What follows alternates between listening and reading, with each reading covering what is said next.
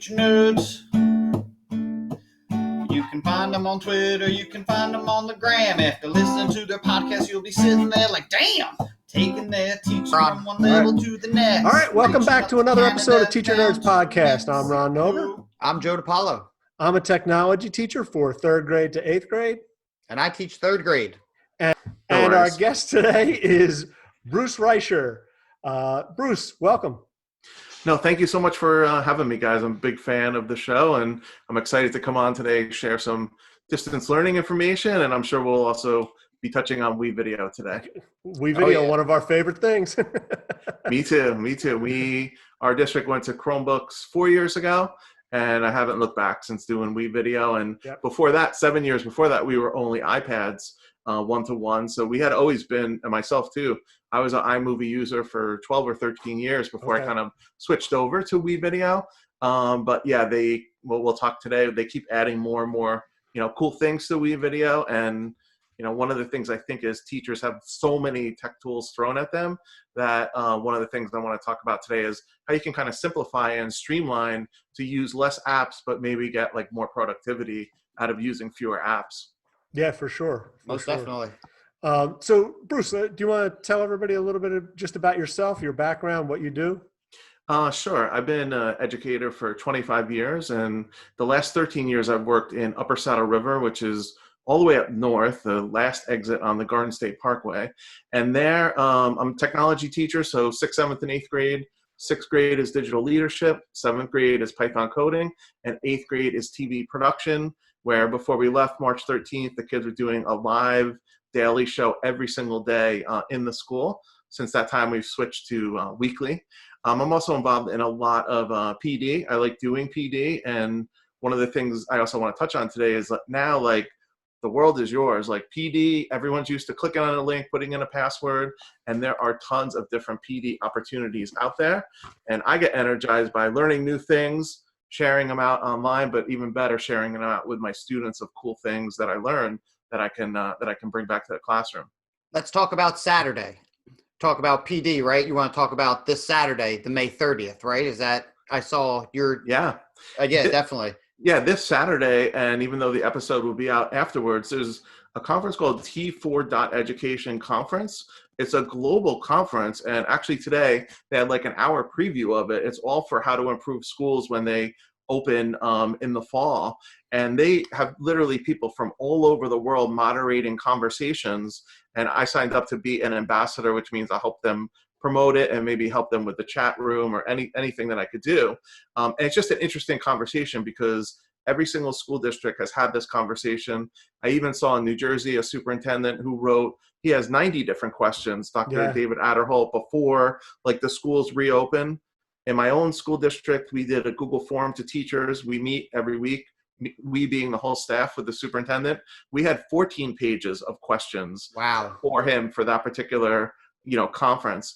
But the T4 conference is really cool, I think, because you really see everybody's in the same boat. And what's interesting to me is in New Jersey, we're not going to go back to September.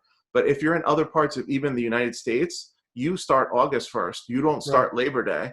So I really I'm interested in finding out what other schools, are doing for opening. And I think one of their focuses too is wellness for the teacher, for the parent, for the student. So it seems like they have, a great focus, and like everything else that's happening so quickly. They said they organized it 4 weeks ago, and this morning they said they have over 50,000 people who are signed up for it. Yeah, and they're still a week away from it, which is incredible. Right. Well, I saw it and I was looking into it and I saw you post something about it and I said, oh, before I sign up, maybe we'll talk a little bit about it today. And now I'm worried because, I mean, as I guess it's virtual, right? So there'll never be a cutoff. Right? Yeah, no, there's not going to be a cutoff depending on how many people they have. And I don't even know if it was Zoom that they were doing, but it looked really sharp. They had like a header with the name of the conference and they had 3 people diagonal on the screen. I don't know if they were using StreamYard or whatever. Who knows what software, honestly, they were using. But I think that's why they did a dry run today, just to kind of get everything, up and going. And even interesting, I think there's like 6 different YouTube feeds. Yes. So you could watch the English one, the Spanish one, the Belgian one, so it really, it really is interesting. And, the other part of it is, the 3 of us are teachers, but some of the people in these forums There was a person this morning from Microsoft. There's another person who was like the head of education in their country. So they wear all different hats. So it really is different perspectives from the jobs they do. And then culturally, wherever they are in the world, whatever the count is, 56, 57 countries where the pandemic is, everybody's kind of in, the same boat of right. flying the plane as we're up in the plane and we're figuring out what to do while we're up there. I think everyone's, in whatever analogy you use, everybody's in the same boat. And honestly, whatever language you speak, I think it's the same feeling. Even when you first start using technology, it's an uneasy feeling. You're really using tools that, you're not used to. Even I'm a tech person, and the first couple of times I use Zoom, I'm like figuring out where to get rid of the tools on top when I'm sharing my screen. Like, just, you're not used to using these environments. And, like every learner, you pick up on it and you pick out, a couple things that you could do. But there is always, and I learned this early on with PD, like there is always that uneasy feeling when you're using something for the first time. And then when you're bringing in other people, whether it be students or adult learners, there's this a little scary factor of, what happens if, it just everything doesn't go great. And honestly, the first couple of times it's not going to go great. The only way to get better is to do it. I was going to say, there's no if, it's when it doesn't go. Hey, that was Joe and I presented at Texpo this year, and we got up there and the projector it was on. And about 3 minutes before we started, it shut off, wouldn't come back on, and Time to go to plan B. Joe saved the day. Oh, no. We saved the day. Like, all I did was talk. While Ron just did anything and everything to get things moving again. And, like that's collaboration, right? That's being creative. And if you can give those experiences to kids, right. They're better at the end of the day because they've learned. And I know we're not going to get into state testing, but holy smokes, get rid of state testing and focus more on stuff like that. So you can be, you can have a student that's a problem solver that can think on their feet and take care of issues. I'll tell you, there's a lot of movements out there. There always is in education, but a lot of people think it's fertile now for like moving forward, what's going to happen. And I would love to see, take out the core standards or New Jersey standards and just go to workplace readiness for the 20th century. They've done studies in 2015, 2020. These are all the skills you're going to need: problem solving, communication, working with others.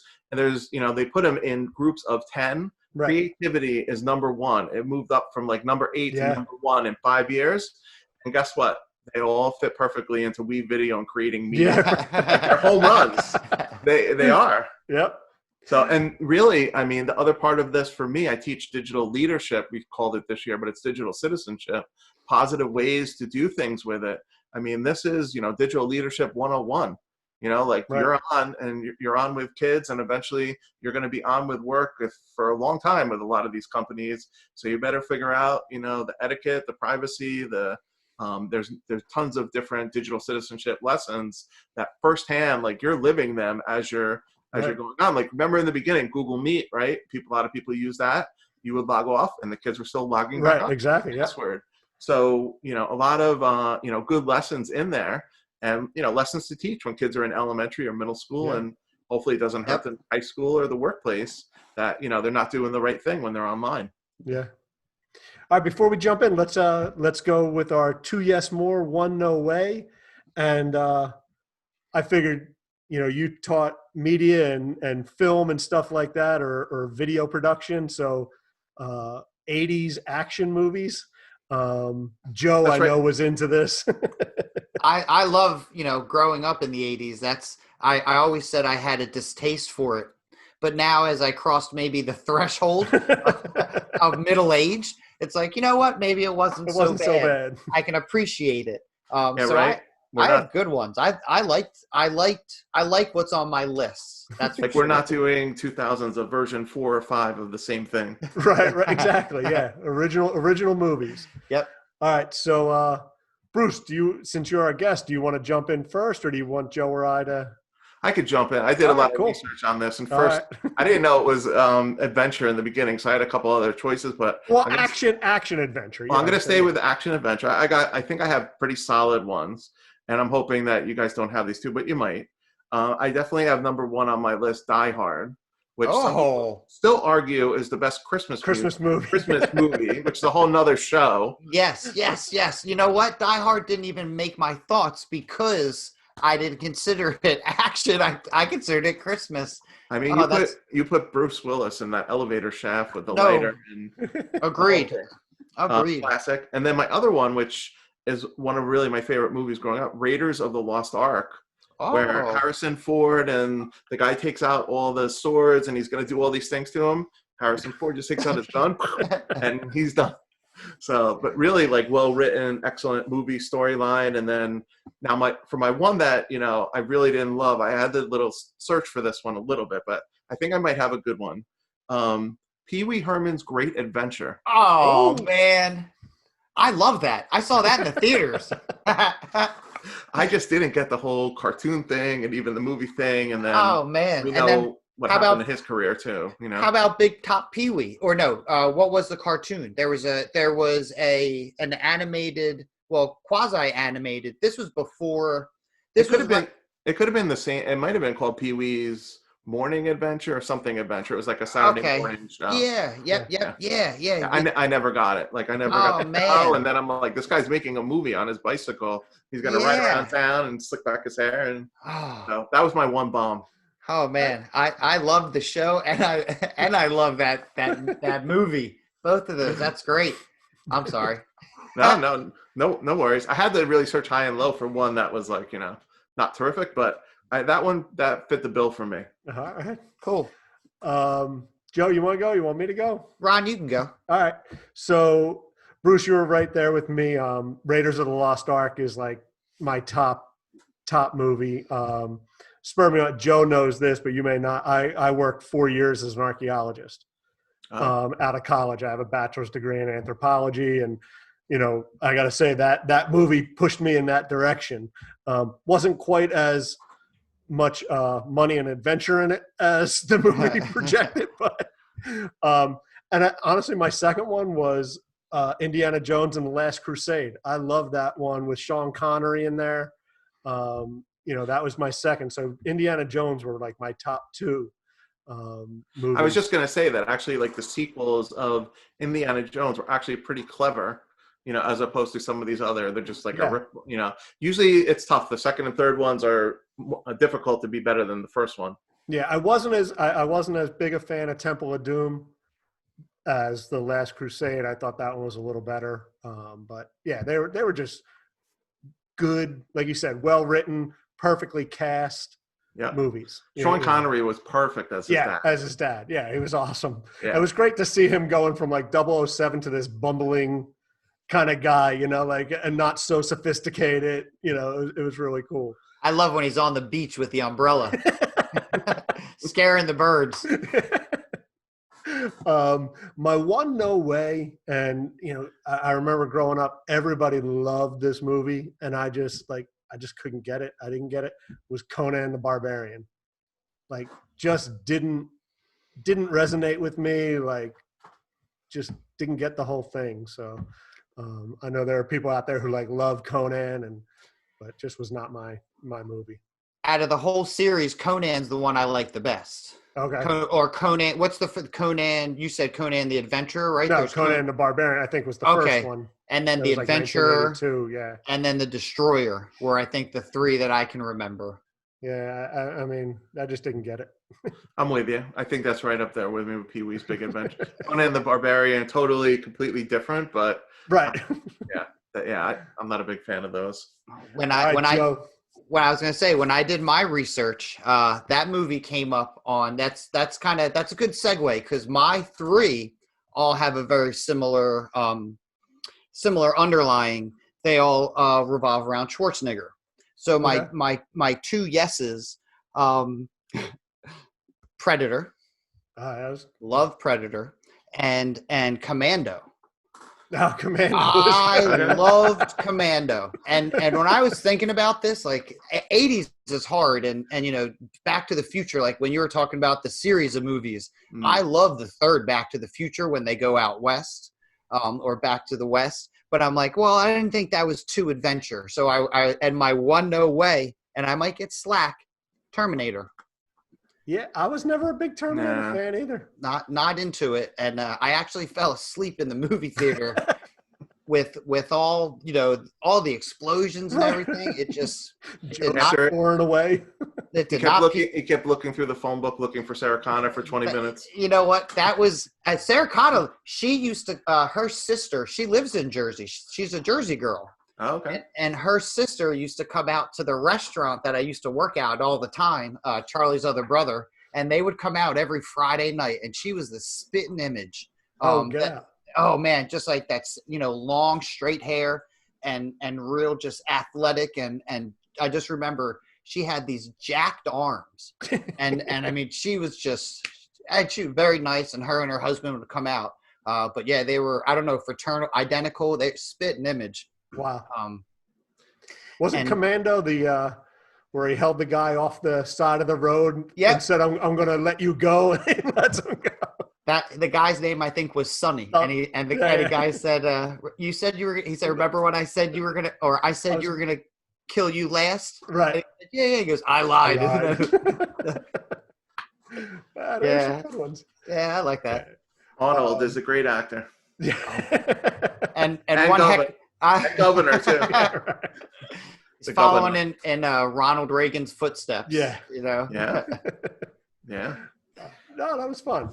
Yeah. All right, so Bruce, let's just dive right into some of the tech tools or things that you've been using so far with distance learning that we may or may not need to use come in September, or maybe we should be using still, even if we're back in school.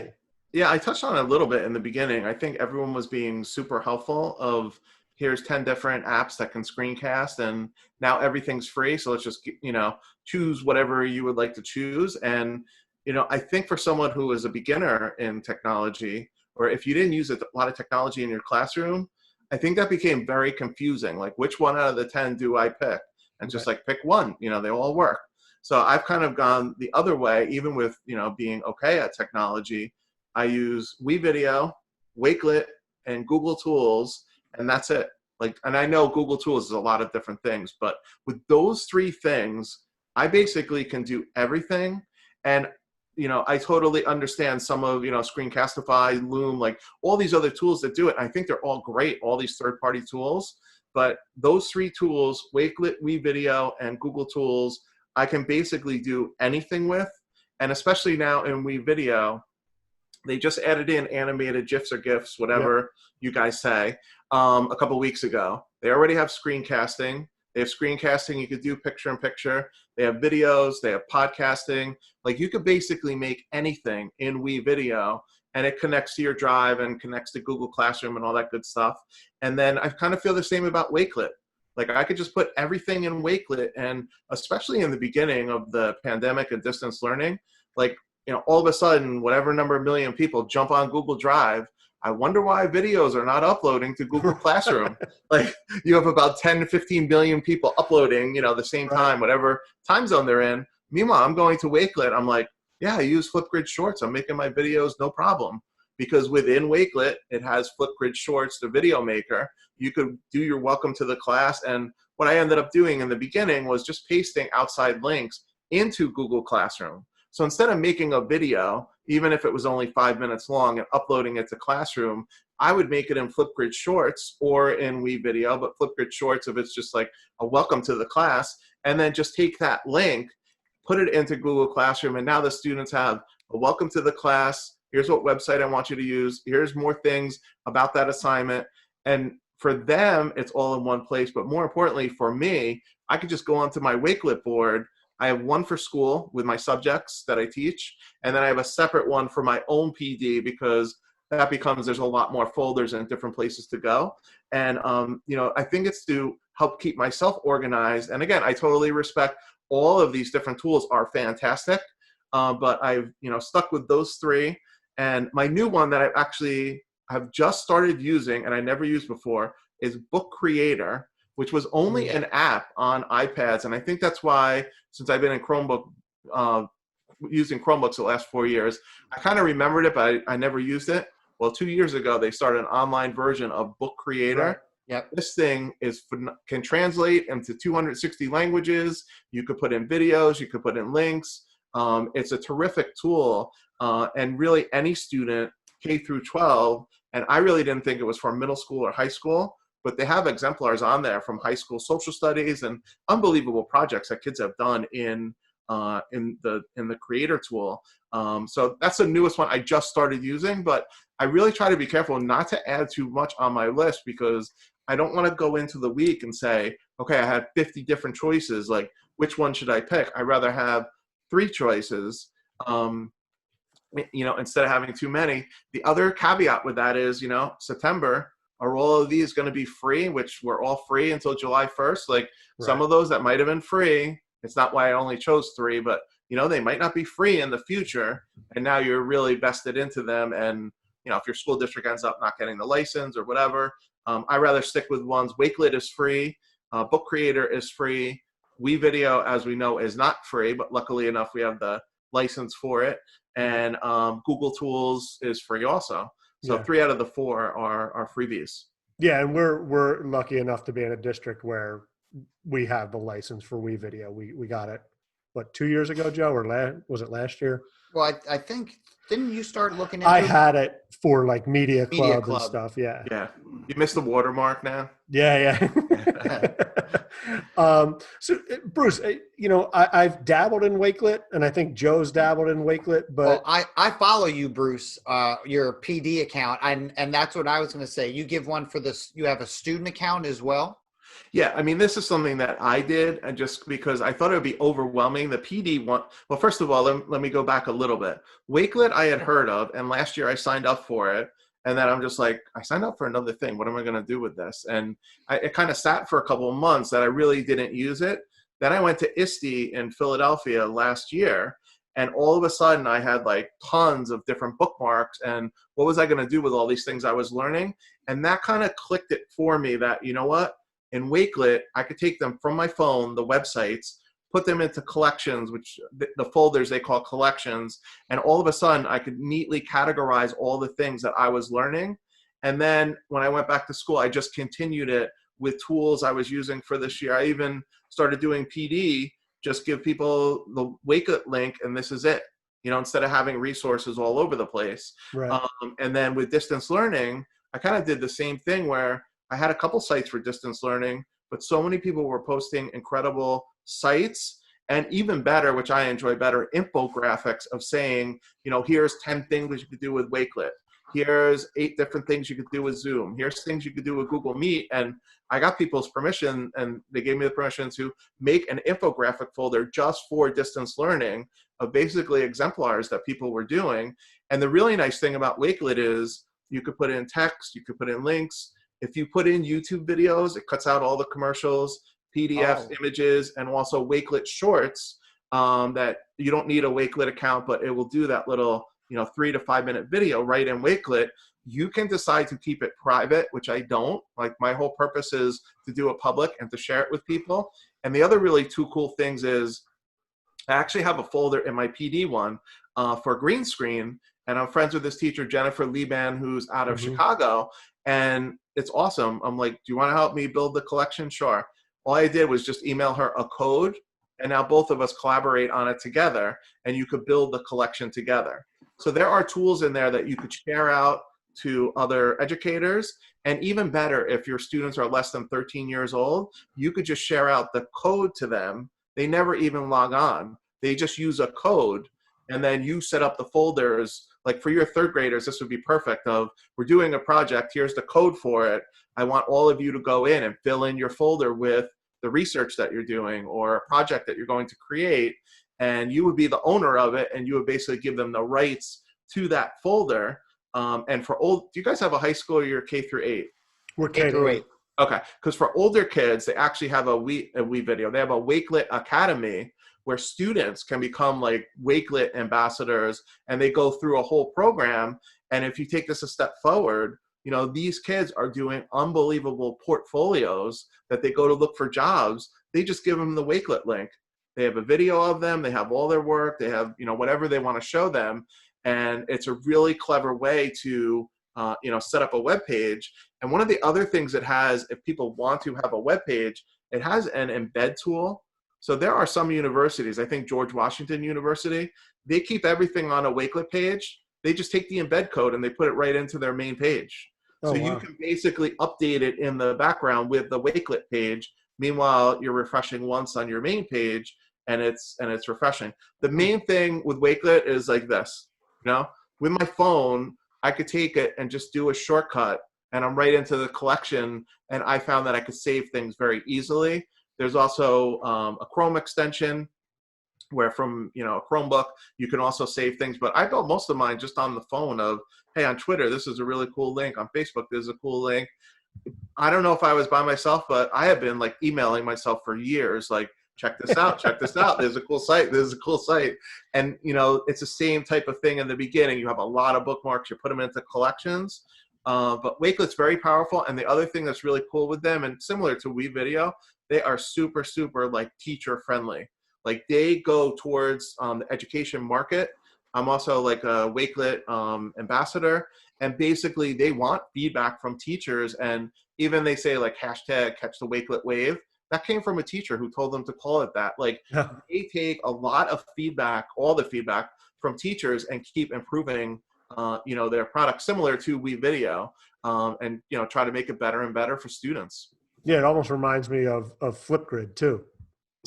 It has a piece in it with the video of like Flipgrid. It reminds me a lot of if you ever heard of Symbaloo, or before that Backflip. Yeah, it's kind of like the same idea of like, here's folders. You ever use Backflip a long time ago? No. You did the same thing. You took a site and you backflipped it like into a folder. I think I had 4,000 or 5,000 websites in Backflip, and their server crashed one day, and that was the end of Backflip. Oh, So, end of your 4,000 or 5,000 sites too. I mean, I didn't put them in there overnight. I was in elementary, actually, Joe, you appreciate this, at the time, as an elementary computer teacher for 10 years. I had folders for every grade level and every curriculum area built in Backflip. Oh. And I would quickly, as I found sites, I would just put them in there. And then I put the shortcut on the teacher's computer at the time. So I'm like, your first grade, just click here and you have all the, all the resources that you need. The nice thing about Wakelet, if talk about Backflip crashing, you can back up your Wakelet account. Oh, cool. You could download it as a PDF and you can save it, which is a good question that I've had in workshops of, it's free, there's no cost. They have investors like into the Wakelet site. So there's no pay format at all. It's not like Wakelet Lite and Wakelet Pro. Everybody sees, the same exact thing. And it's just exploded. Like the original Wakelet person who still works there, like he did it on vacation where he's like, oh, I'm going to develop this. This would be cool to put all my things in one place. It was never really meant for the education market. They tried it in business. And then once they tried it in the education market, it exploded. And now they're very smart. They have a lot of partnerships. So they have like a partnership with Microsoft. They have a partnership with the Merge Cube. They have a partnership with Screencastify. Like a lot of these tools work perfectly in Wakelet. And I'm a Google person. I've used Chromebooks the last 4 years, but that immersive reader from Microsoft is unbelievable. That it will slow down any type of reading. It will read in different languages, different paces. That's part of Wakelet. When you go into Wakelet and you want to read something, you can open up the immersive reader tool from Microsoft. So they have some really neat integration, and I think for a good reason, because they're more powerful the more things that they can add in there for both. Like the Flipgrid Shorts is part of Wakelet, but if you go to the full Flipgrid site, you get the Disco library and you get a lot more functionality.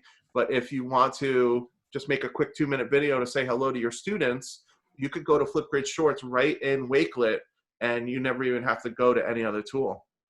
Yeah, I think it's done. Do you have any recommendations like getting started on Wakelet? Like I could what to check out, or I could put for like your show notes. They have a Wakelet blog, and basically it runs you through like the first time you use Wakelet. This is how to set it up. It's very simple, to set up. You set up information about yourself and start putting in bookmarks and folders. And I think, and I'll find it for you guys, I think they even put out like a 1-page guide for remote learning. Cool. Like here are just the different steps that you can easily create Wakelet. But If you can make folders and basically you organize those folders, the rest of it, like everything else, is imagination and creativity. Of there have been so many different ideas that I'm sure Wakelet did not think of. There's a kindergarten teacher in North Carolina, Brandy Romes is I think her name. She started out where she had her whole class curriculum was on Wakelet. So like her newsletter, if you ever used S'more before, this is very similar to S'more, where you just go into fields and you type in them. The only difference is S'more is not free and Wakelet is completely free. Right. So she changed her newsletter to be like first grade teacher, kindergarten teacher. You know, this week we learned our ABCs. Here's a couple videos to do with your children at home. Here's some worksheets that we did. Well, once we flipped over to remote learning, now her whole Wakelet site is just for remote learning. Wow. And basically she, along with, she probably uses Seesaw. With Seesaw, she just copied over her Wakelet link, and every single day, basically like an agenda is done, you know, for her students if they're doing circle time, reading, listening to stories, some of the things that they would do in elementary. The other thing I would highly suggest is sign up for Wakelet, and then Mizba is one of the people that work for Wakelet. There's 4 or 5 of them that do training, and I only say the person Mizba is, I signed up for Wakelet last spring. The next day I get a DM, do you want to do a video conference and I'll walk you through it? So Wow. I'm like, yeah, that would be fantastic, right? Yeah, he is in, well, all of Wakelet is in England. So I think okay. it's like breakfast at Wimbledon where, you know, I'm meeting with him 7 o'clock in the morning at my desk. It was whatever time in the afternoon for him. Right. And this is way before I really got into it. Half hour. He's like, let me just, you know, give you a whole guided tour around it, 1-to-1. So that would be my best recommendation is Mizba at wakelet.com. I think it's MISBAH. He's one of the people who is like the community person to help get Wakelet, you know, off the ground. And they're all terrific. Wakelet also does weekly, you know, things like this. I think the first week of June, they're having a big full week of Wakelet PD, where people are showing off their Wakelet boards and how they've used them in remote learning. Those are also, you know, all free. And they wanted to cultivate this, and they really do have it. They have a community of teachers that they're basically building this platform for, and the teachers love it because they're listening to the feedback of, could you include this? Could you tweak this? And it seems to be a little bit more fluid and quicker than some other sites that we might use that, yeah, I gave them my recommendation, but, you know, it didn't really happen, you know, that quickly. You know, they really listen to the audience and their customers.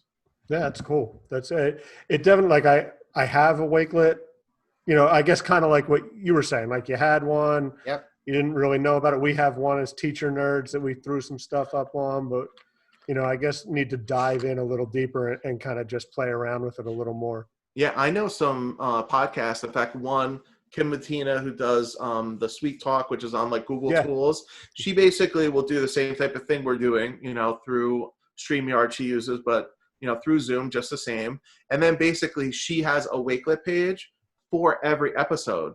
Oh, so cool. she like has, oh, here's a Wakelet page, here's the episode. Oh, you know what's really cool? Right below it is all the notes of every single link that they talked about. And then below that, she has her Twitter page, her Facebook link, like other things to promote, you know, the Sweet Talk. Right. And basically what she could do is say, hey, you missed an episode. Here's just the one Wakelet link. And now you're not only getting the episode, but what I like, I mean, I watch some of them, but even better, you get every single hyperlink that they've talked about on the show is just in a simple one-page document that you open up in Wakelet. The other thing cool Wakelet could do is it could take a Twitter stream and you could put all the tweets in and then change them from descending to ascending order. So you can have them all lined up in time. The only thing it doesn't do is it's just for like that 1 week. Like it doesn't like auto refresh itself. Right. You know, you tell it the 50 tweets that you're going to put in. There's one, I think Sat Chat does that, you know, which is like a Twitter chat. Yep. They'll do like a Wakelet board and then say, you know, here's the top tweets from the week, and you can go into Wakelet and do it. Yeah, it's cool. And again, you know, could I go and use 20, 30 tools? Yeah, I probably could, but I rather just really focus on being really good at doing Wakelet video on Google Tools, and I don't really know the bells and whistles to Loom. I don't know the bells and whistles to Screencastify and some of the other extensions, and they're all great. Like, there's nothing wrong with them, but I'd rather focus on less things, but dive a little bit deeper into them, reflect how could I use them with my students even more, to do better teaching. Well, even if your students aren't familiar with them, to try and teach them something over remote learning, I think is just another added cog, or step you have to go through, another part of the process, which is why this year we didn't get into Book Creator. We've used it in the past, but so for writing, we continue to write with docs and slides and Weave Video, because I didn't want to have to field 100 questions. Right. Well, the three of us, content is king. So whatever information they're writing and the way that they're writing it is the most important thing. You're talking to someone. I went to graduate school in 1993. I did my whole graduate school. Every single paper I did was typed on something called the Learning Center, which was like a K-3 like word processing whatever program in like the early 90s. And you know what? I handed in the papers in graduate school and they were fine. So it's more your imagination than the tool that you're using. Right. So the thing that drew me to Book Creator is actually there are these tech guides that this person, Darren, I don't know his last name, but it's Daren. He's a GEG person from England, and he's put out fantastic guides about everything, about Weave Video, about extensions, all these things, and it's kind of comic booky. So even though you get a lot of information in it, it's like a super easy read, and that's what got me drawn into it a little bit, to be like, this might be a tool that I can check out myself. And I'm even thinking going forward, my school does not have a license to Book Creator, but it would be really cool for, sixth graders, keep your journal in Book Creator for digital leadership instead of, right now they keep it on a Google Doc that we call a blog, but it's not really a blog. They just do it on a Google Doc and reflect on the different topics. Book Creator would be like unbelievable, because they could take video of themselves. You could record yourself. It translates into different languages. There's simple tools that you can make, really cool things with, with Book Creator. Yeah. That's definitely, again, it's one of those tools, where you've heard of it, and that's what you said, like there are so many tools out there. You have to dial down for yourself, or you get overwhelmed, and it's, Joe and I talk about this all the time, like the paralysis by analysis, you know what I mean? Like you just don't know what to choose, so you don't do anything. Yeah, there's too many choices, and I think the person's last name is White, but I'll get you his exact information. Yeah. But yeah, the instruction guides that he wrote, they're the best ones that I've ever seen, because it's not in a Google Doc like follow step by step of all these things. It's information, but then there's like an emoji of him. There's like a cartoon pal. Right. There's hyperlinks. There's videos. It's an easier format. To be able to read it. And I'm telling you, it was way off of my radar, because I stopped using iPads in school 4 years ago. And originally Book Creator was only an app on an iPad.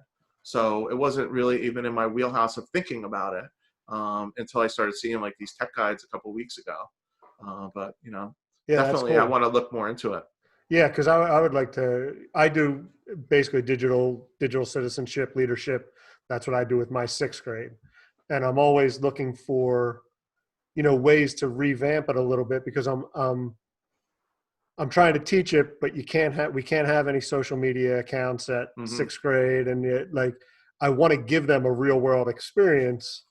I always think about giving each student their own grid in Flipgrid, and allowing them to like create a vlog or something like that. I have the same. I teach in sixth grade too, the same thing, and it's tough because with the filter at school, everything is blocked, which it should be, for the social media sites. Originally I was doing all Google tools and a little part of digital citizenship, and the reason why I switched over the name to digital leadership. If you haven't read this, it's a fantastic book. It's called Digital Leadia Yep. Leadia. Jennifer Casatad is the author. And basically, to give you the whole book in 2 sentences, it's like, teach all the do's instead of the don'ts. Right. Like, exactly. you're still going to have to touch on the don'ts, but go over what all the good things are. And that with Common Sense Media, I use the education part, has been fantastic. And, I have the same, thing where I can't put them out on Instagram or Twitter or whatever the tool is. So what I've done in that class when I was at school, and I've had them modify this, but once they got done with all the lessons in Common Sense Media, then I gave them about 7 different choices of what they could do for a project. Right. So they could do a Jeopardy board. They could do a wee video, like public service announcement. Yep. They could do a choose your own adventure, which they didn't know what choose your own adventure was. I had to go into the library. I'm like, you've never seen a choose your own adventure book? Yep. They're like, no. Yeah. So they could do the choose your own adventure, which were actually pretty neat of like, you're doing homework and someone interrupts you. Yep. Do you A, stop doing homework and go play Fortnite, or B, continue your homework and do this? And they did a lot of the projects in Google Slides. Yeah. That one they did in Google Slides. Eric Kurtz, who's like one of my favorite guys online. He just got the book out, right? He's got a new he book. just came out with his book. He has a Jeopardy board template that's made already in Google Slides. So I had kids doing like 5x5, squares, like a Jeopardy board, and come up with 25, 5 categories and 5 questions, come up with 25 facts. And even though I use Common Sense Media, I also really like Brain Pop for that.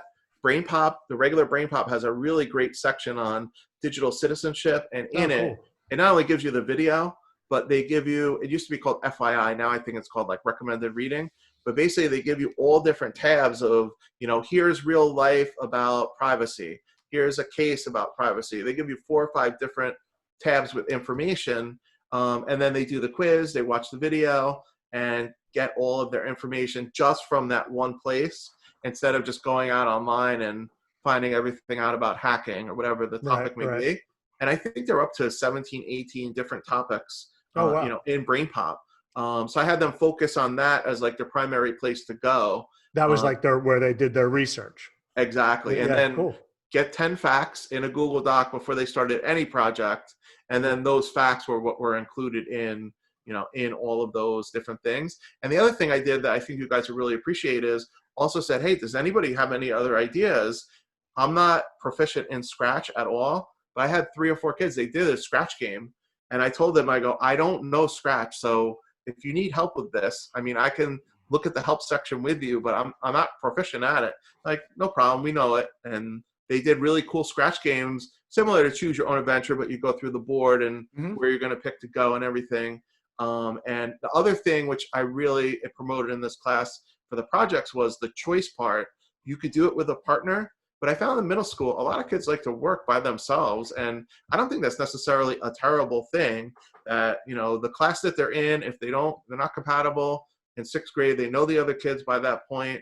I do let them work on their own, and some of them take off on their own instead of, maybe partnering up with someone that they're not compatible with. I let them choose. Most kids choose partners, but also some kids also do it on their own. Yeah, and I do something similar, with the digital citizen, like the culminating project is, I give them a few choices, but then I also have propose a project, Great. And I started to use Microsoft makecode.microsoft, but they have the arcade version. Have you seen that? No. It's cool. It's just like Microbits. Microsoft has the Microbits site. Okay. But there's an arcade version where it's all 80s, very pixelated graphics. And there are great tutorials on making like a platform like Mario style game where you could have, a cyber bully chasing you. And it's pretty easy to put together and create some really cool projects. The other thing I want to say is in that, vein, I started, I don't know, Frank Pinheiro, I believe he is, on Twitter. He teaches social studies. They did Grand Theft Canoe, the Louisiana Purchase. And it's like, like Oregon Trail, but they did it in slides, kind of like a choose your own adventure. But they did that, and then he had them build cardboard arcade cabinets for their Chromebooks to fit in, and then design the outside of the arcade cabinet. It was really, Cool. really well done. I'll send you the link, and I'll put it in the show notes. Yeah, but no, it was I'd love to really see it. awesome. So that was a choice I gave as well. I mean, one of my favorite videos for when we do video projects is, have you ever seen Kane's Arcade? Yeah. Of the Yeah. story of Kane's Arcade, yeah, with building his own things. And Yeah. now he's much older, but at the time he was like 13 years old in East LA and the whole thing. Yeah. Yeah, no, those are great. And next year I'm staying with digital leadership, but in 7th grade right now, I teach Python coding with something, an online program called Codesters. Yeah. And next year they're upgrading, or they're changing a little bit my curriculum, but I'm super excited that I'm going to be teaching app design and also game design. So cool. with the game design, I'm actually going to use Python coding and Codesters, and it teaches them the basics of Python before they go and actually code and make their game. And Codesters, there is a free part to it, but most of it is paid. But the thing I like about it is I can actually, there's a whole LMS for the teacher. Use a whole system where you can see exactly what they're on, where they are. They give you lesson plans. They give you answers to some of the Python things along the way. So a lot of information, and I've looked at a lot of the gaming sites, and they're all terrific of kids creating their own games. But some of them, like Scratch from MIT, MIT is not obviously an education company. Right. They have some type of LMS, but it's not so clean because you can't use your own name Right. for your privacy. So which I totally get and Right. I understand. So yeah, no, I'll have to, that Microsoft Arcade and the other project, that's cool. Yeah, I'll email those out. you links. So it will be in the Wakelet folder show there you notes. go. So what are your thoughts, going forward in the fall? What are you foreseeing, as we teach? A hybrid, all online, Right. back in Obviously, school? right. Nobody knows. I mean, right now it's May 28th when we're recording this. Nobody obviously knows. I have a feeling that I'm going to be teaching here where I'm sitting in my children's playroom for a whole nother year. Yeah. Because the reason why I think that, and obviously I don't know anything, right. It's so fluid, is if they have limits on the number of people in public spaces, the school where I teach is not a big school. There's only 450 kids in a 6 through 8 school, and there's approximately 50 teachers and staff. So that's 500 people in one place. And I find it hard to believe that by September, I find it hard to believe that by December, and even by next May, they're going to allow 500 people to gather in one place at a time. So it's just my own opinion, but I think they're going to be forced to, let's say if the limit is 200 people, to go to split schedules, go to language arts, math, and science. Those teachers teach in the classroom. Everybody else, you're going to do it remotely and have split schedules. And the split schedules not only to accommodate who's coming and going, but I see us all wearing masks in the fall in school, teachers and students. I do lunch duty every single day. I've done for the past, 8 or 9 years. Me too. The kids sit like sardines in the tables. And even if you say, well, have them go in the classroom, you're only going to fit 10 kids in a classroom sitting 6 feet apart. Yeah. They're having this issue, which, gets them to school on the buses. Right. It's every third seat somebody could sit. So that's a tough guideline. How you're going to even get some of the kids to school.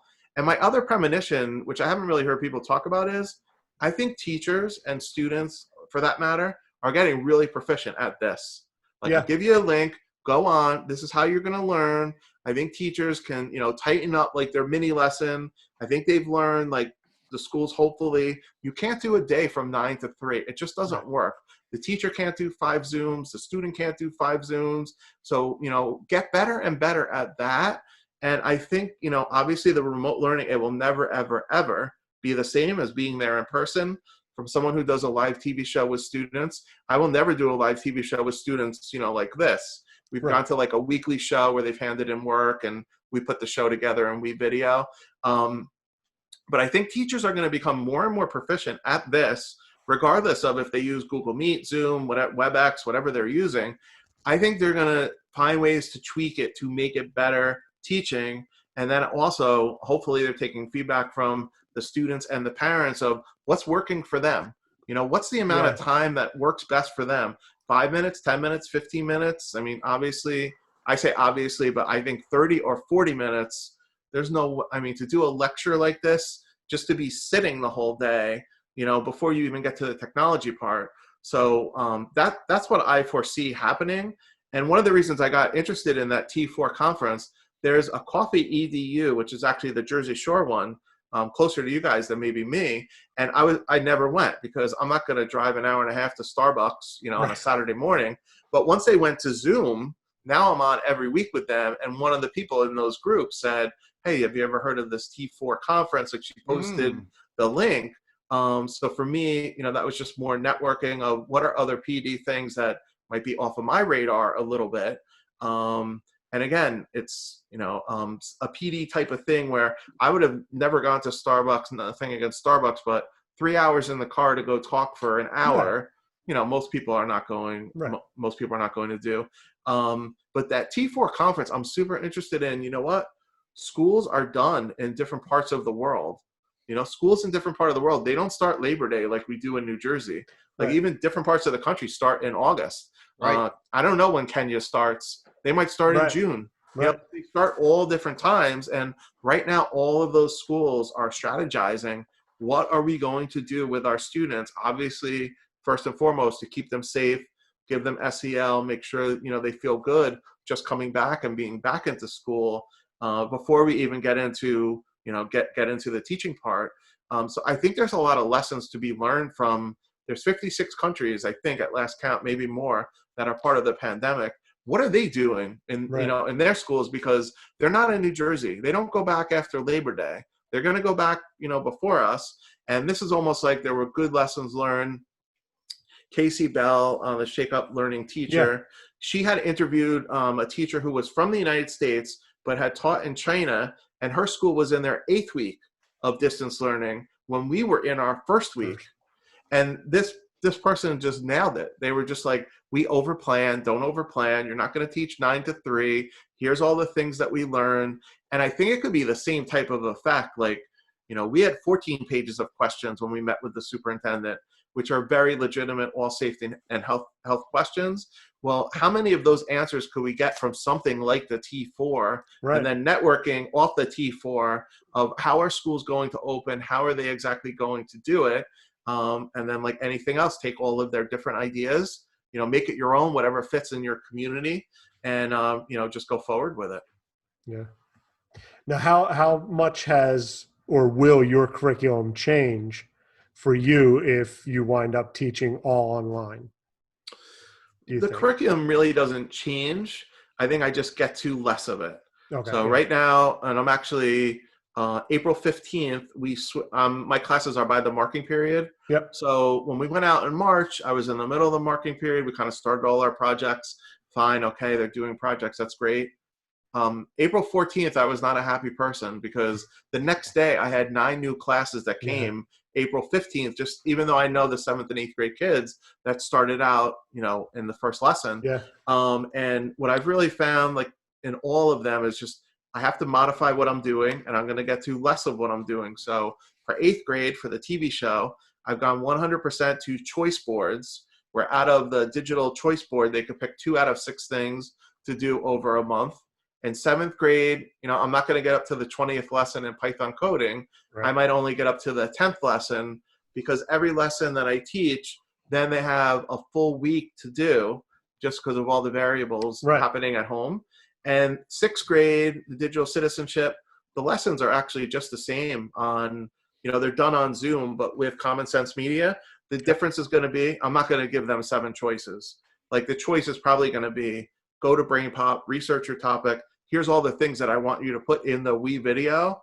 Or, and I'm not there yet, but I'm there in a week or 2, maybe that could be my test group for Book Creator.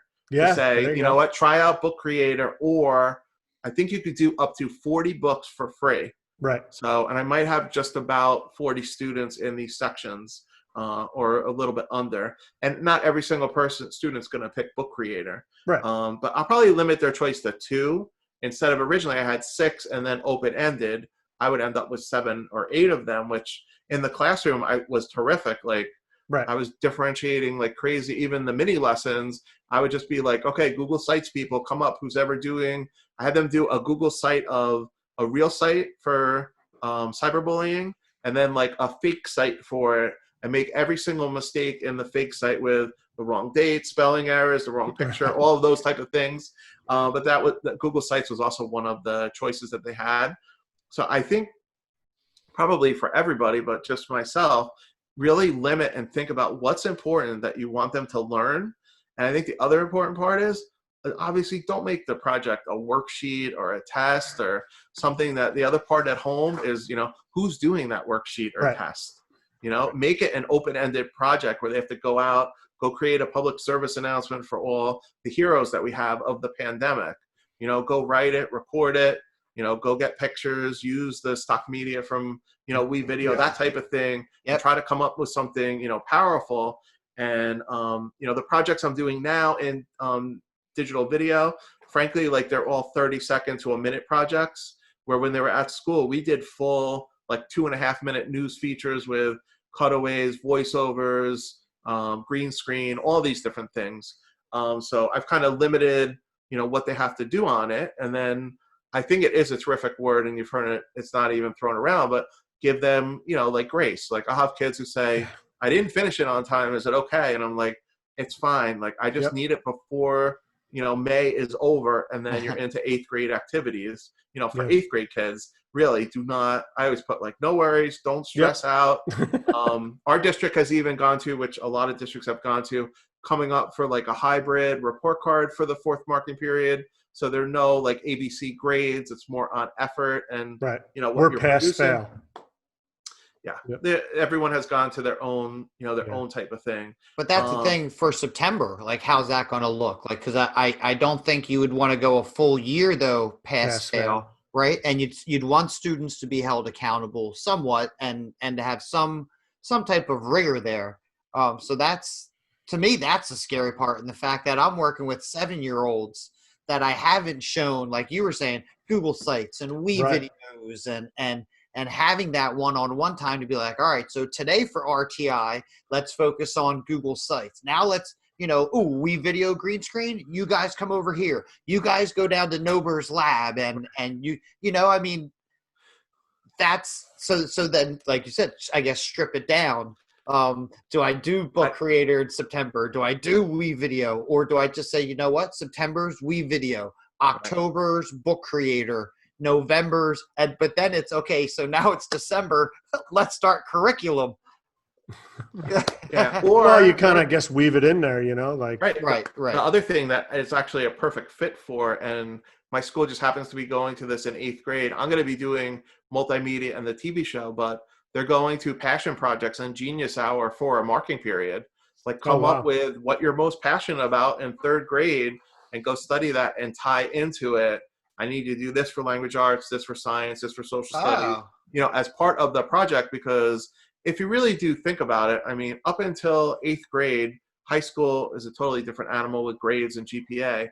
Is it really going to matter? Right. Like, I mean, if you have all A's in 3rd grade, or if you had all S's for satisfactory, that you completed the project and you got all check marks on the rubric, it's obviously going to be a different mindset for the parents, for the students, and for the teachers. But I think really, in reality, is it going to make a difference if you went through all of elementary school and you were like an S as opposed to an A? Right. Like I taught in elementary for 10 years and I was always like shocked, like I need to get this grade. And like, you have a 1st grader, they're like 7 years old. Like, it's okay to, want to do better. Maybe they had grades in just upper elementary, but regardless, like, even 4th or 5th grade, like those grades are not going to exclude you from not getting into middle school. Like you're going to get into middle school, and maybe the only exception for that might be like a math, where they do actually take your grades and, or that puts gifted and talented program or something like that. Yeah. Right. But for some of the other, subjects, I really think that you won't necessarily have to have grades. And I thought where you were going, which is a question, Joe, I've actually thought about, is if they go to the model, which I think, and they're partially in school and partially doing distance learning, is it going to be like the letter and number grades for language arts, math, and science, and then like the effort grades for like everything else? Like, could there be, I don't know, a report card that has both?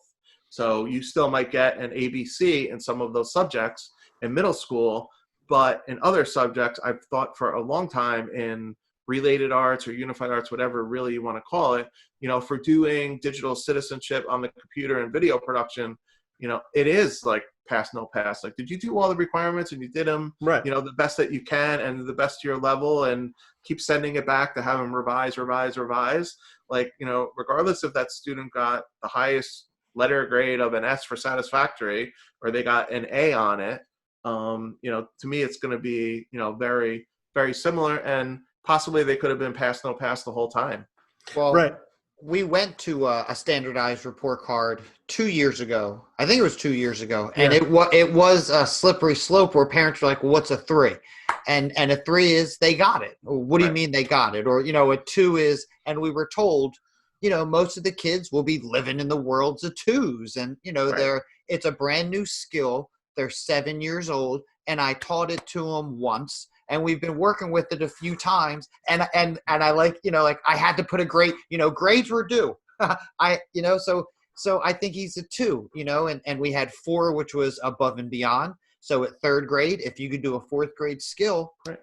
And I think everybody really, I understand all the parents, they grew up with grades, so they're going to want to see grades. Right. But I really think everybody really loses sight of your grade is just where you are that day. That's all that it means. If you got a C or B on it, it doesn't mean you're not, a smart kid. And actually today, and again, I think it's May 27th, 28th, around there, Rutgers University said today, no more SATs. Well, so did Trenton State. Trenton Mm-hmm. State, I thought, said it last week. My favorite thing to tell parents at back to school night was at high school, my junior year. I went to summer school for health. Yep, health. And I've failed so many classes in high school and tests in grade school, and it really, that's why I could say I hate tests, and I don't mind that I have to grade your son or daughter's effort on what they put into their work. But as far as telling they're an A or B student, I guess teachers probably would have said I was a D or an F student. And the grades on the report card would have reflected that, but I don't think I'm a D or an F person. So there's a lot of conversation at back to school night that says, your grade is something that you scored on a piece. Your grade is not you. Right. And, just go look this up because it's awesome. Harvard was the first school to make SAT scores and ACT scores optional. And basically they were like, you know what? You're going to have your high school grades. You still can send us your SAT grades, but just the things that you said, Joe, we want to know what you're doing in the community. We want to know what you're doing with your family or at home. And then your grades are like the third part of it. And from this Harvard report, I think last time I looked, they had like 250 schools in the country that are now test optional, even before the, pandemic, for SATs and ACTs. And I even, my daughter goes to Stockton University, and I remember going there. She was a freshman this year. When she was applying there, I remember them saying word for word, almost the same thing I just said. Like, your SAT is like what you scored that day. And you're there 8 o'clock in the morning, and you're a teenager, and you don't wake up until whatever time. And we could come up with a list of 100 things that. Right. What if you had a bad day? What if you had a bad day? And how much money do people spend prepping for SAT? The SAT prep classes. It's such a. And you talk about too, digital balance of like the have and the have-nots. Right. You want to talk about the have and the have-nots? Take a look at SAT scores. You live in a high socioeconomic area, you're scoring well on the SATs. Do you know why? Right. When you're done with school in 7th and 8th grade, you're going to the SAT tutor after school, right? You're not waiting until junior year of high school for someone to give you a PSAT or sophomore year, test booklet. And this is the first time you've ever seen it. Like, you're starting when you're 14, 15, and there's nothing wrong with it. If your parents have the means to send you to an SAT tutor for 4 years, guess what? You're going to score 1,200, 1,300 or better on the SATs because your parents have the means to do that. And I think, that's terrific. But in places that don't have that, then there's, you're not going to score as high. And not to say like people in urban settings, there are students who have scored 1600 Sure. on the SATs. It can happen. But overall, for the majority of the students, how much would those students have done? How much better would they have done if they had access to that extra training, right? Or those extra classes. Right. And they would have, but also think about it like, how much of all that information that you prep for the SATs do you use on a daily basis? Or retain. Right. Right. Exactly. Like, I had a huge box of like 1,000 vocabulary words, whatever it was at the time, right? For like SATs, like how many of those fancy words can I use, in a day? Well, and if you ever said to somebody, hey, that's how we're going to decide whether you get into college or not is by your socioeconomic status, people would freak out. Mm-hmm. But that's the reality.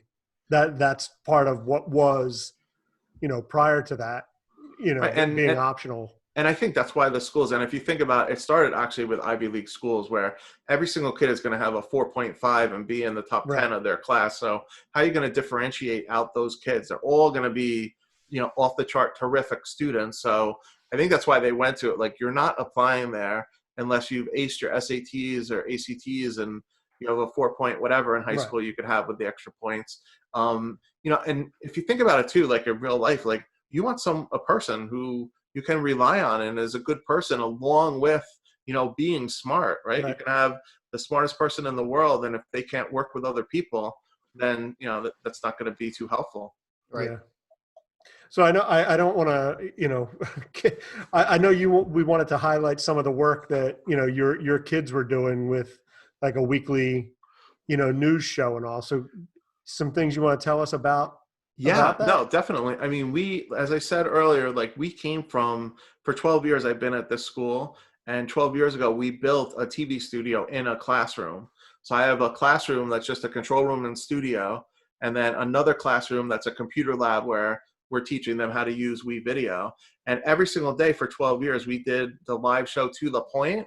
Right, this year we passed 2,000 live shows that the students did. And we've gone through being analog to digital. Now we have Chromebooks. We don't print anything.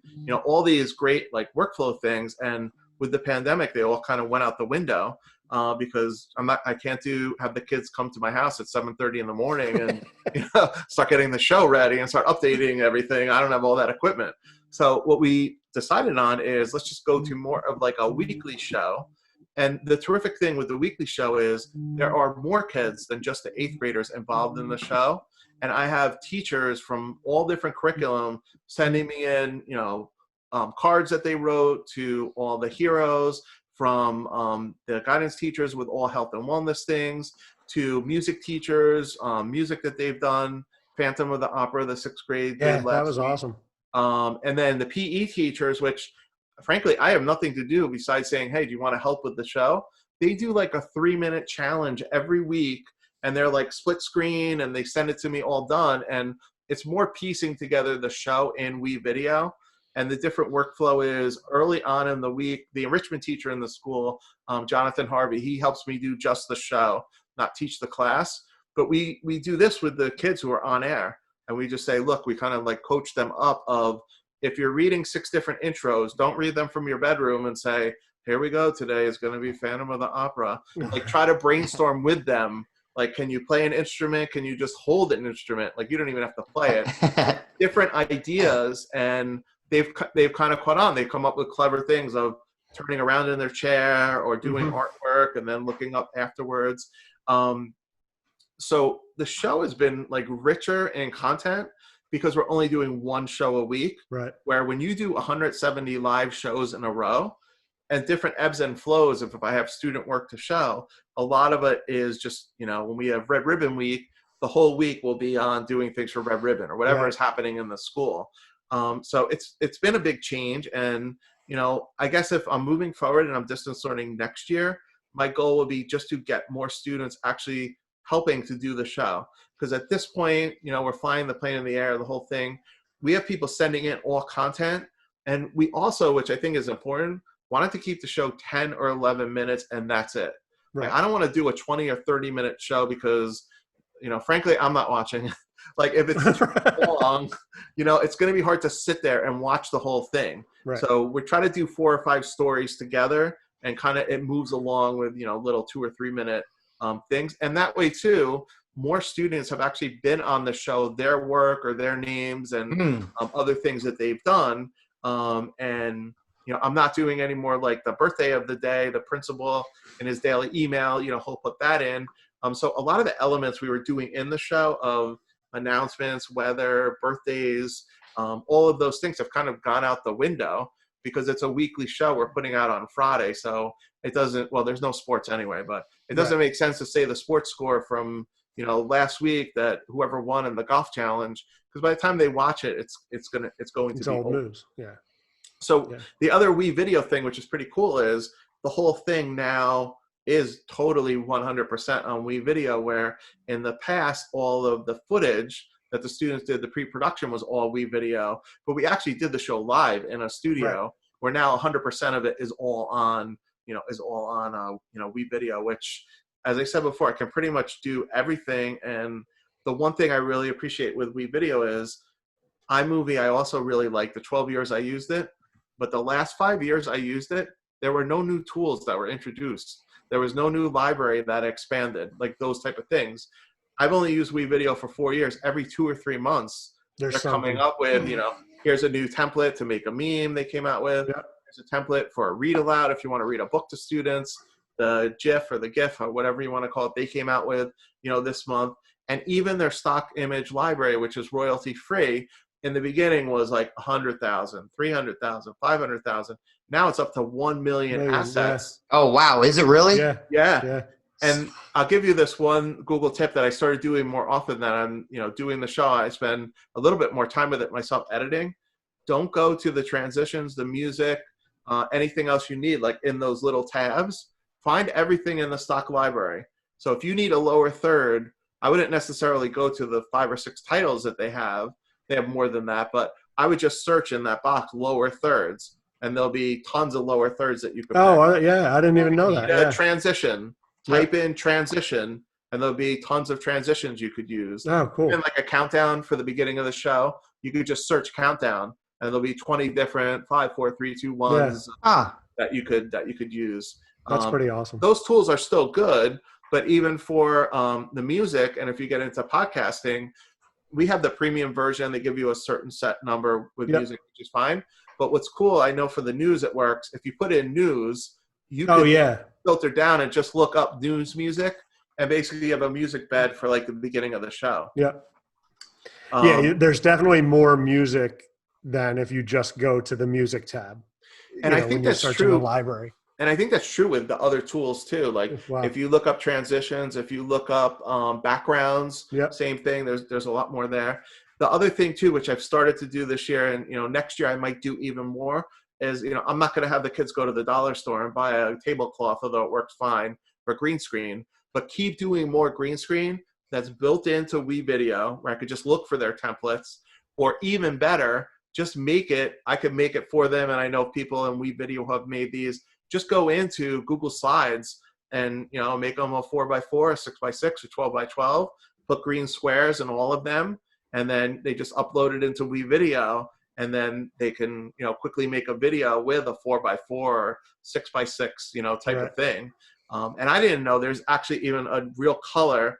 I think it's like hashtag 140A, which is like the true chroma key color. That you could search for. I thought it was just green. That you could search for. And I'll send you the template to it. There's a WeVideo ambassador, Ryan Gornwall, I think is his name. The guy from Spain? Yeah. He's made 20 of these. Yeah, I saw. So you don't even have to make them. Yep. You can just go in, and that's the other really cool part, I think, of, if there is a cool part with, being at home, the community of, I don't even say teachers, educators, is just unbelievable. If you're on Facebook, if you're on Twitter, whatever you're using, it doesn't matter. But I think most teachers, inherently want to help other people. Yeah. And now they can really help them, because if you know something someone else could do, even for those other classes I was mentioning I'm going to teach, I mean, I could go research myself, but you know what? I just put out, hey, next year I'm teaching how to create an app. Anybody have any good sites? Right. I had 20, 30 sites within Right. 10 minutes. Yeah. And then go through, and Right. figure out what works. Well, the guy Ryan, I just used one of his templates for video production, and it was the whole project. His was an inventor, research an inventor. We did research a national park, and I didn't even realize that the kids started turning things in. They used that template, so it was like all the same color. And I'm like, man, these look good. This one looks great. I'm like, oh damn, it's all the same template. But you know what? It looked great. And that was when I first stumbled across it. That was my tweet. I said, not only is this great, this guy shares it for free. Right. And within 10 minutes, he responds, yo, Joe, thanks for the comment. I'm like, the community, is fantastic. And I even have a music teacher. He's at an elementary school, not at my school, and unbelievable. And I had to email him, like, how'd you do a 14 by 14, whatever number that he did? And he sent me a whole mathematical formula of every single object is 0.12. And if you go to these XY coordinates, and then I emailed him back and I was like, how long did it take you to put this together? And he's like, about 6 or 7 hours. And I was like, God, I totally appreciate, they look awesome. I'm like, I totally appreciate that you did that. And I sent him the Ryan stuff. I'm like, this might help you because it's done already. Like all the boxes are done already. And I thought I would not even be able to figure that out myself. No. Like he had the X and Y coordinates down where he was using the same ones across and down and the same 0.12 size for every single, video clip. But I tell you, how many layers? How many layers? Well, a lot of them, I think it could be only 3 or 4 layers because you're moving the things over as you're resizing them. So I don't know so much if he ends up doing 50 layers, because the clips are in different parts. Okay. But I really think, and the other thing I think has changed teaching already, but is I saw on Facebook a couple of weeks ago, there was an high school teacher who was helping an elementary school do like their music video of like kids singing, but like in 2nd grade. So she was like, how do I lock the clips in WeVideo? Which you can't. Like there's no way to lock the clips so they don't move. So I said, well, do you want to meet? Because I can do a Zoom or Google Meet. Well, half hour later from Iowa, she's like in front of me. She's sharing her screen and we're going through her project. And I'm just like, you could do this. She was like, I don't know. All the kids are not synced up perfectly. I go, take a look at lower thirds and just write on the screen what they're saying. And they're going to be reading the screen along with listening to them. Don't get so caught up. You're not going to, it's going to be impossible, to sync it perfectly. But the point is, I really think that's the power now of like professional development. Yeah. That if someone has a question, you could meet with them. These GEG groups, Google Education groups, that's their mission. And to become Google trainers, they have to do training, in order to have a certain number of hours. They're promoting doing all these new GEG groups. Actually, in New Jersey, there's one June 1st that's just starting, like a GEG New Jersey. And everybody is welcoming. I go to the GEG Global every Tuesday morning at 9:00 Eastern when it's in the afternoon for them. I'm not a Google innovator. I'm not a Google certified trainer. I have the level 1 and 2 certificate if that matters. But the nice part is like, it's just a conversation like we're having here now. Yeah. They're not necessarily like, well, he's not an innovator. We're not going to let him, it's like, you're Bruce from New Jersey. Okay. Right. What can you contribute? How are you dealing with COVID of teaching? And now the conversation moving to opening schools. And it's a nice group, and you always come away with it, not only with different ideas, but I think when you talk to other educators doing this, you just feel better. Like you don't feel, so isolated that you're not the only one who in the beginning had trouble teaching with Zoom or whatever, whatever. Teaching everything, teaching anything. Yeah. And the people I give the most credit to are the parents that have elementary kids and the elementary teachers, because K through 2, I know you're 3rd grade, but K through 2, I don't know. I don't know how they do it because, teaching kindergarten and 1st grade like this, I've seen different people on Twitter do it and do it very well. But it's tough. I mean, to me, that's a lot tougher than a middle school student or a high school student that you might give content to, that, you're teaching reading in 1st grade or whatever the skill may be, and you're not there with them. Listen, I feel so fortunate that we started talking to Kyle Nemus, right, Ron? A couple months ago. Beginning of the year, yeah. about UDL and really trying to bring videos into the lessons and using Google Classroom and navigating it, and then sharing what you know with sites or because I don't want to say it was seamlessly for us. We definitely had to field some text messages saying this is how you get into this site, or this is the code for this. Right. But once we got all of that out of the way, we have kids that are teaching their brothers and their sisters or even their moms. Yeah. The one kid said to his mom, what do you mean your room doesn't have a name? It's called room 12. Oh, the kids aren't going to be into that, Mom. Like, you gotta pull your kids into it and, come up with a name for your room. And, it's just all that, you got to do stuff in Google Classroom. And what do you mean you don't know videos? It's stop, play, and pause. And, it's really cool to hear those stories. And I told my co-teacher, we run an inclusive classroom. Like everything we've done, it's always been like, I don't know, because this isn't by the book. This isn't by the book. And I had my administrator come in and do an observation on basically, remember what we read about in social studies? Cool. Now use WeVideo to show us what you learned. Like that was the intro. And she sat back there and it was great, because I said, I didn't know, I wanted you to see this, because should I keep doing it? Tell me no, and we'll do something else. I think the thing is, I mean, there is, you can't go back to 1918 and get the book. Like there is no book. So I think whatever creatively you can, come up with, and, even going to that music video that we had in the show this week, I mean, that particular teacher, he used some tool that taught the kids how to count the notes perfectly, like electronically. And then you don't do it at the time because of the pandemic, but he's like, because I did that, now I can have them send me all different parts, and they're actually in beat and they're in range, whatever software he puts it together with.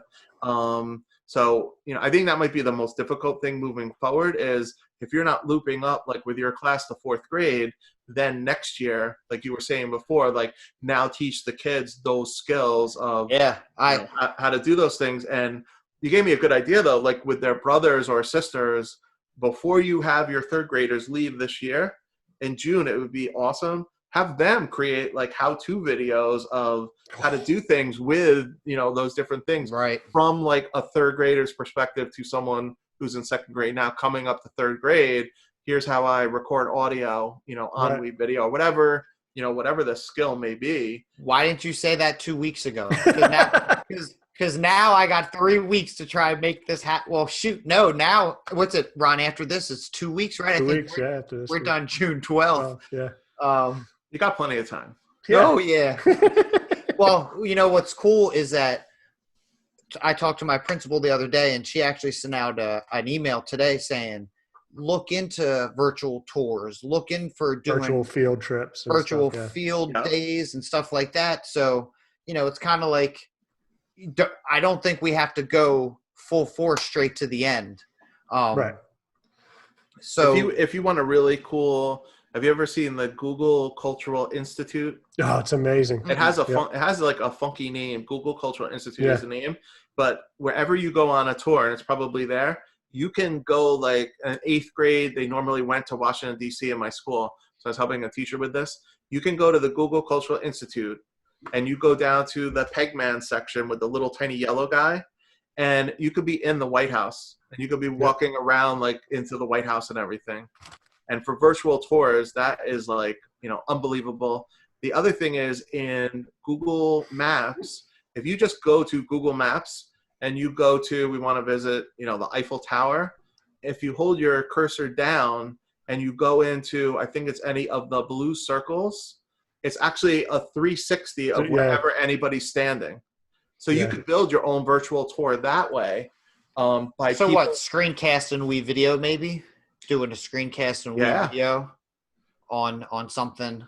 Yeah. What was the first one? Google Cultural Institute. Google Cultural Institute. It's basically tours that go every place. Like what's really cool is like you could go to where professionals are playing in an orchestra. You could like be in the orchestra pit, like to feel like what it's like. And then they have certain ones, if you scroll down, the little tiny yellow guy, Pegman guy, who's the same, like you put him on the street in Google Maps, and then you can see your house and stuff. They built all different tours that he could take.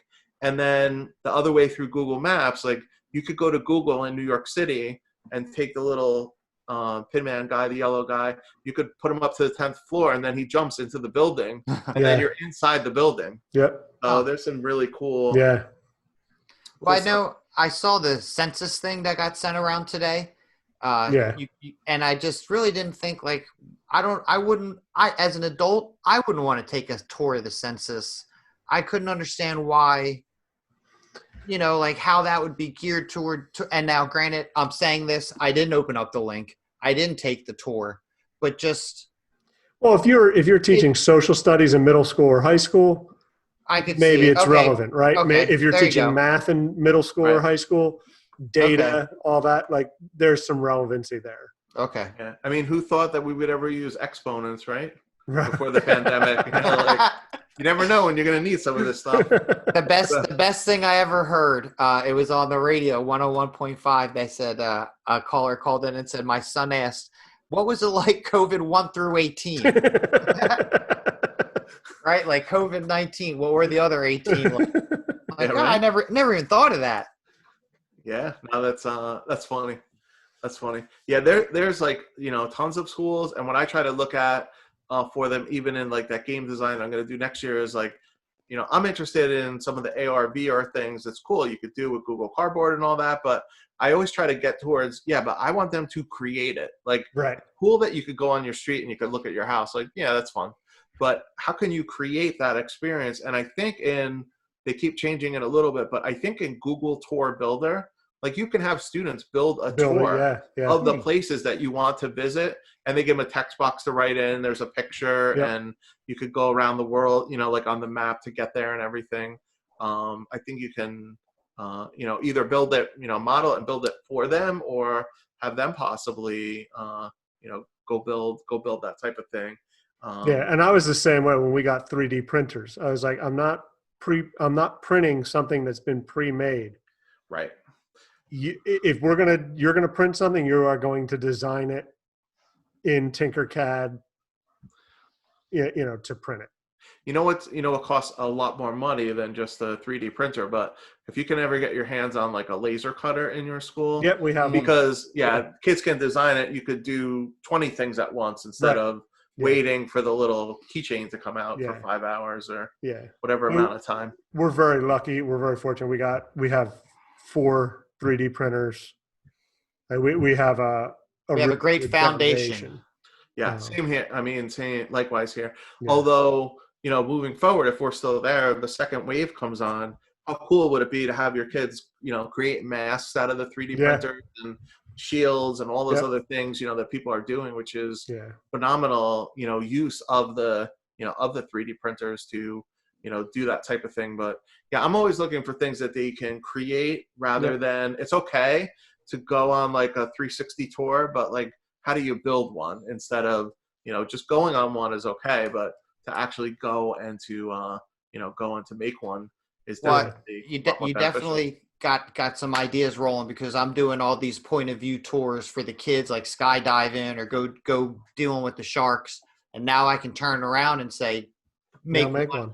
Yeah, go put me on a tour of something you want to do. Yeah. These kids, some of these 8-year-olds are unreal with the Wii video. And some of them are saying, well, I'm going to do Google Sites. And I go, okay, you can do whatever you want, but I think Wii video is so much cooler. And their response is, well, I could put a Wii video in my Google site. I can't put a Google site in my Wii video, Mr. DiPaolo. And I said, all right, done. There you go. do your thing.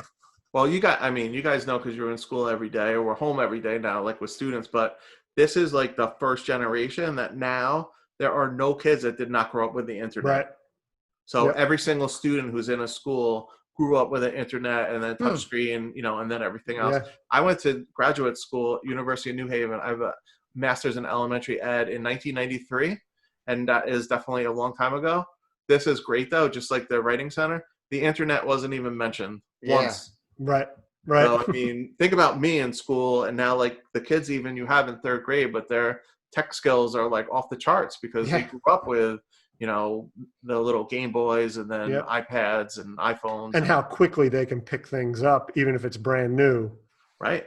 And if you think about it, they have no directions for it at all. Right. Like it is so many of those skills of problem solving, trial and error, the whole online gaming sites for them of how to deal with money and that type of thing.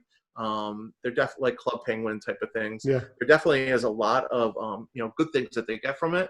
And it's just, growth mindset type of thing. Like, are you going to take a look and hone all of those good things that they're getting out of it? Or, are you going to say, it's just a waste of time that they're playing Fortnite 24 hours a day when, the top player in the world only makes like 25 million a year, like going to play it. Although that guy who they all watch on YouTube, his parents also, when they brought him up, they said, you play on the computer for an hour, then you go outside, you play for an hour.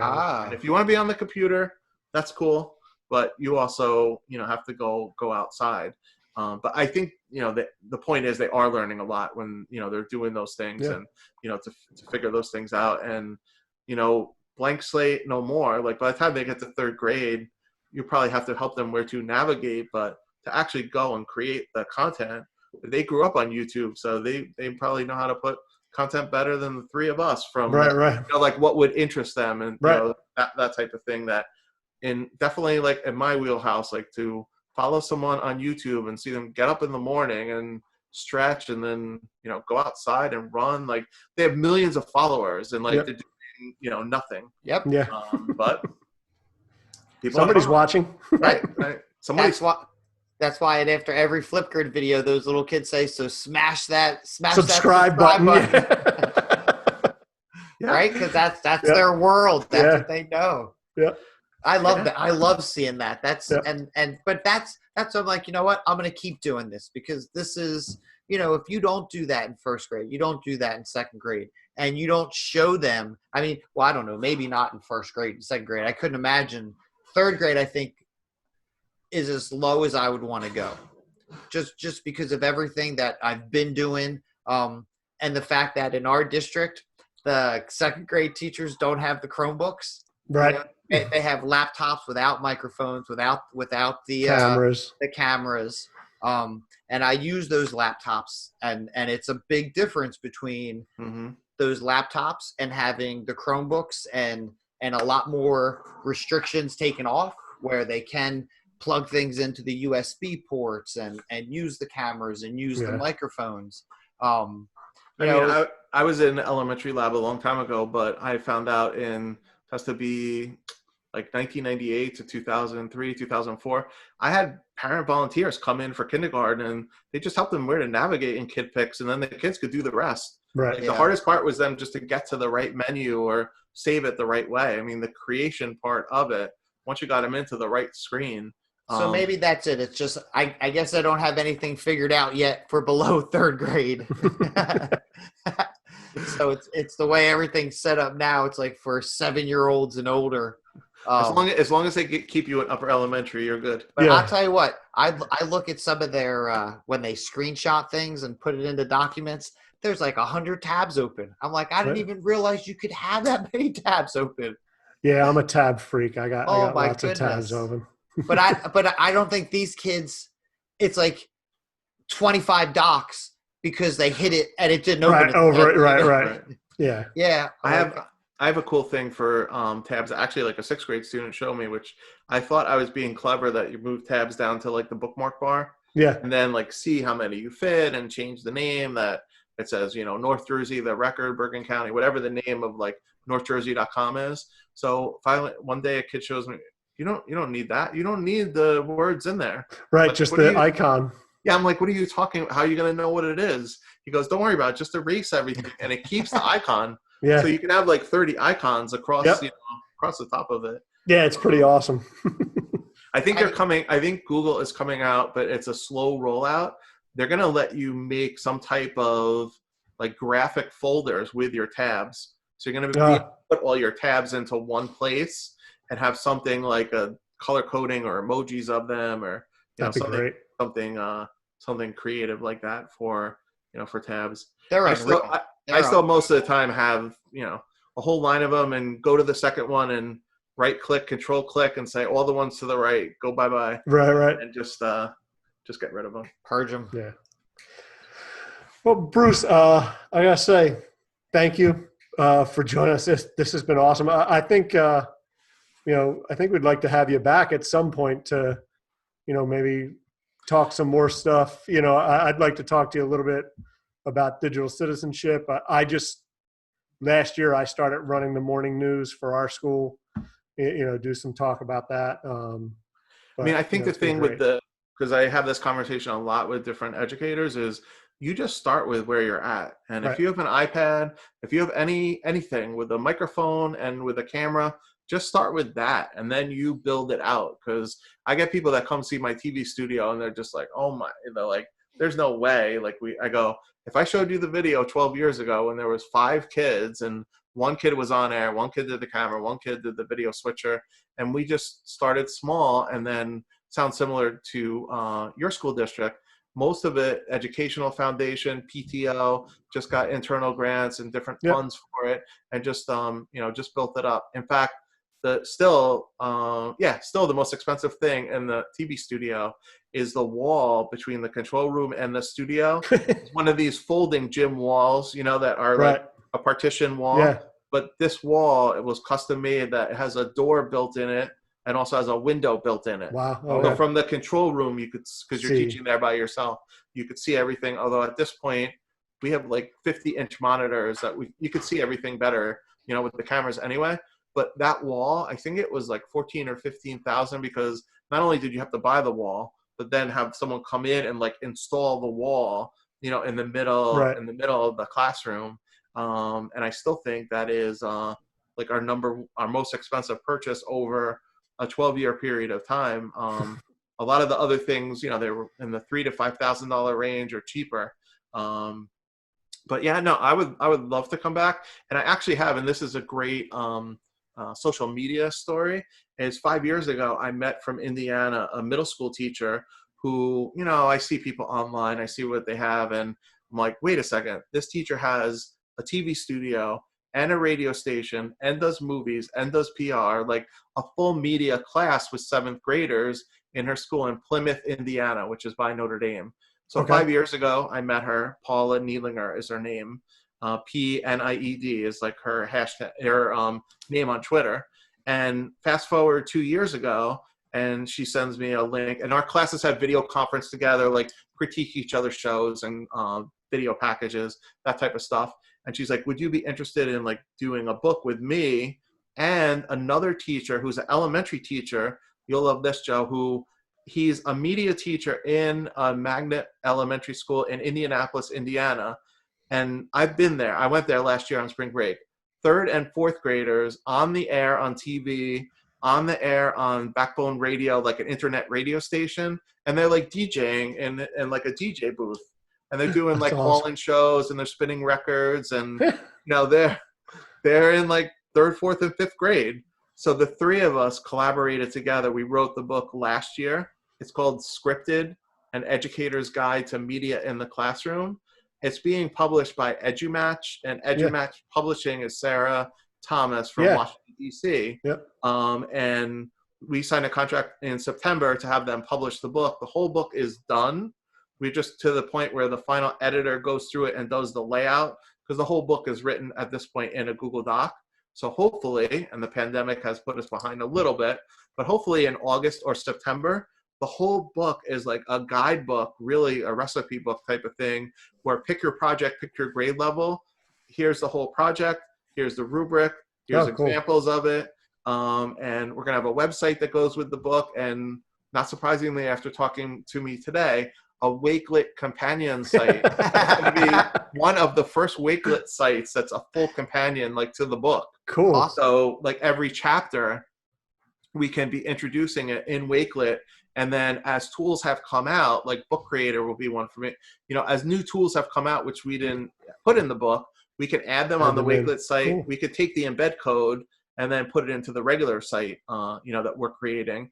And we're to the final stages where, it's really going to be summer, fall 2020, regardless, of the site. And have me back. It would be cool. Yeah, I'd love to have you all back. Randy and Paula to pop on, because the first couple of months that we met, we would meet and we wrote nothing because we were just like, wait, what microphone do you use? You use like the elementary teacher, Randy Tomes is his name. He uses these Sony PX370 voice recorders, which are like to record a lecture. He has first and second grade kids do podcasts on it. Cool. And they like go because they talk so low and they have the thing up to them. Right. And the novelty with the Sony PX370, it has USB built into the back. So you record, it's like the old flip cameras, and then you plug it into a Chromebook, and then you upload the audio file. And I have, nice USB Yeti microphones, the whole thing, but kids never record the first time or get it right. So I would hear myself in the background on video features or other kids. Now we have kids go to the library to a quiet corner, just record on those little Sony voice recorders. That's just like one example, but the three of us together, we didn't know each other before. It's really, it's going to be a cool book, and hopefully we've written it for every socioeconomic people from no money in your budget to a lot of money in your budget, and really for like all teachers K through 12. So it's not focused on you need to be the media teacher in a middle school, to use this book. Anybody, and I bet you a lot of people with distance learning are doing a lot of these media video projects already, right? Because they're great open, inquiry projects to have them do instead of, like I said, of, here's a digital worksheet or here's a test, go take it. Instead, go out, go create something and, get to the highest level of learning, by putting it all together. But yeah, I mean, by myself or even better with the two of them. Yeah, absolutely. That'd be cool. Yeah, I'd love it. All right. Well, like I said, we appreciate your time. To the Teacher Nerds podcast. Keep up with every new episode by subscribing on Apple Podcasts, Spotify, Google Podcasts, Anchor, or anywhere you listen. Remember to visit teachernerds.com, and that's nerds with a Z. Follow us on Twitter @TeacherNerds and on Instagram @TeacherNerdsPodcast. And thank you for being one of the Teacher Nerds.